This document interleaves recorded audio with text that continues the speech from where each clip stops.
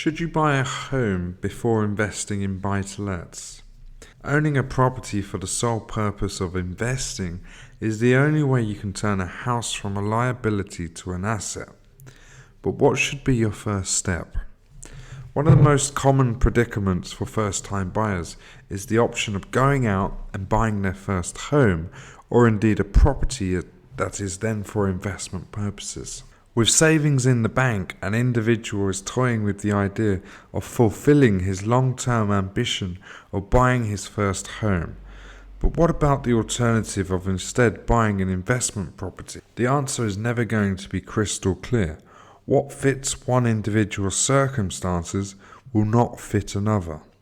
Robert Kiyosaki holds the theory that owning a property for the sole purpose of investing is in fact the only way you can turn a home from a liability into an asset. Purchasing a home for your own personal use is definitely not a terrible idea. The criteria for purchasing a property at the right time, in the right area, and during a market which allows you to make a profit means you are up against it. Most people believe that when they buy a property, it will appreciate by X amount of pounds per year, meaning that when it comes to resale, they have made X amounts of pounds profit. Unfortunately, this is not how it works. This is actually what happens. Number one, expenses add up. When buying a property that is to be your home, the expenses do not stop the moment you move in. The costs will continue from day one until the day you move out. These expenses include things like property tax, repairs, improvements. More often than not, a home is not a home until you've put your touch on it. Number two, prices increase are not always as good as you think. When you have a valuation done several years after owning your property, it often brings a rather comforting feeling.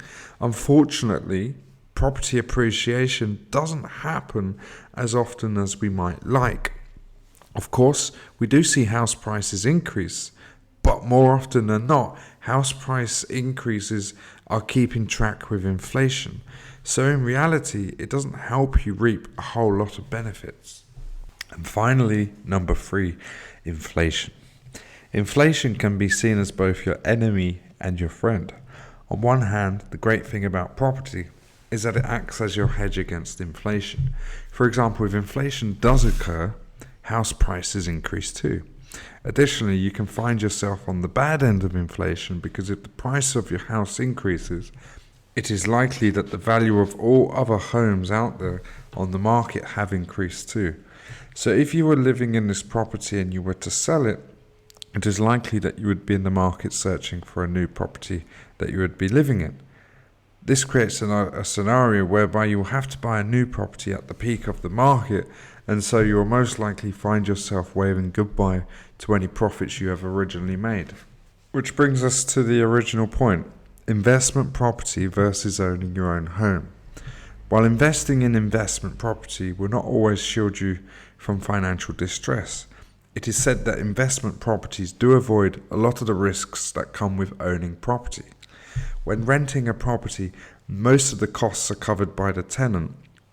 Therefore, when it comes to selling, you'll find that the house price increases and inflation will have worked with you rather than against.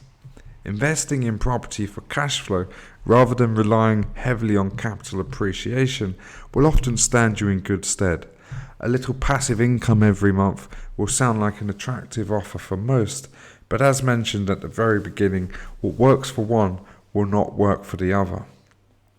If you're willing to find out more about investment opportunities, contact the team today. www.fjpinvestment.co.uk